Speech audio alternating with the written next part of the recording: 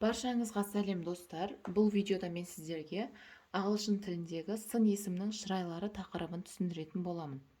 Сын есімнің шырайлары дегеніміз ағылшын тілінде the degrees of comparison деп аталады.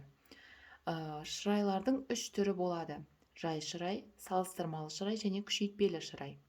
Жай шырай дегеніміз positive деп аталады. Салыстырмалы comparative, compare дегеніміз жалпы салыстыру деген мағынаны білдіреді. Ал үшіншісі күшейтпелі шырай суперлатив болып аталады. Яғни салыстырмалы шырайда, яғни қазақ тілімен салыстыратын болсақ, рақ-рек, яғни жақсырақ, жаманырақ деген сияқты жалғауларды жалғап үйренеміз. Ол үшін ағылшын тілінде бірнеше ережеге сүйене отырып жалғаймыз. Мұнда қарайтын болсақ, осы ережелер берілген. Бірінші ереже: егерде ағылшын тілінде сын есім дауысты и әріпіне және дауыссыз әріпке аяқталатын болса, салыстырмалы шырайға айналдырған кезінде и әріпі түсіп қалады. Яғни, мысал келтіретін болсақ, nice сөзі и әріпіне аяқталып тұр, оның алдында дауыссыз әріп тұр. Сондықтан да бір и түсіп қалады, r жалғауы жалғанады.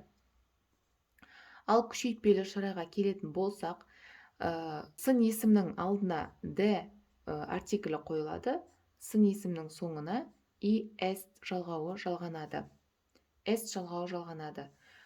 Ал енді екінші ережеге назар аударамыз.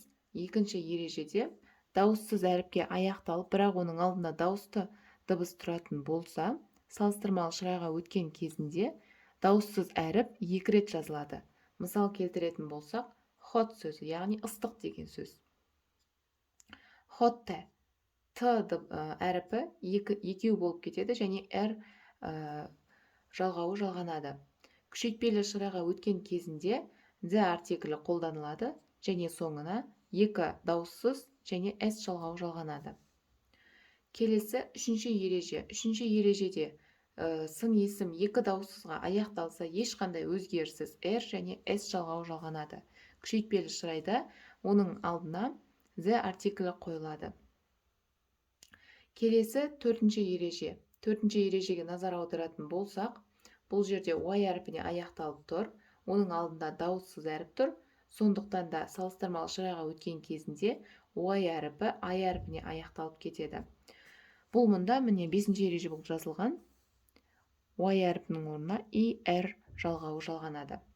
Күшейтпелі шырайда s жалғауы жалғанады. Алдына the артиклі қойылады. Келесі ереже бұл күрделі сын есімдерге байланысты қолданылған. Бірінші, екінші, үшінші, төртінші ереже бұл кәдімгі қарапайым сын есімдер болып табылатын. Яғни бір буынды: nice, hot, long. Бұлардың барлығы бір буынды. Ал енді келесі ереже бұл екі немесе одан да көп буыннан тұратын сын есімдерге арналады. Мысалға, interesting үш буынды болып тұр. Салыстырмалы шырайға өткен кезінде жай ғана алдына more көмекші сөз қойылады. Яғни қызық, қызығырақ. Ал күшейтпелі шырайда the most көмекші сөз қойылады. The most interesting өте қызық деген мағынаны, яғни ең қызығы деген мағынаны білдіреді. Яғни күшейтпеліде қазақшада nice жақсы, nice жақсырақ, the nice ең жақсысы деп аударылады. Келесі, мына қатарға назар аударатын болсақ, бұл ережеге бағынбайтын сын есімдер болып табылады. Яғни бұл сөздер түбірмен өзгеріп кетеді. Салыстырмалы шырайда өзінің арнайы осындай өзгерген сөзі бар, күшейтпелі шырайда да өзінің арнайы өзгертілген сөзі бар. Мысалға, мұндай сөздерге good, bad, little, far сөздер жатады. Good, better, the best. Bad, worse, the worst. Little, less, the least. Far, farther, the farthest. Міне достар, бүгінге сабақ аяқталды. Сіздерге сабақ түсінікті болды деп ойлаймын. Міндетті түрде каналға жазылып, лайк басуды ұмытпаңыздар.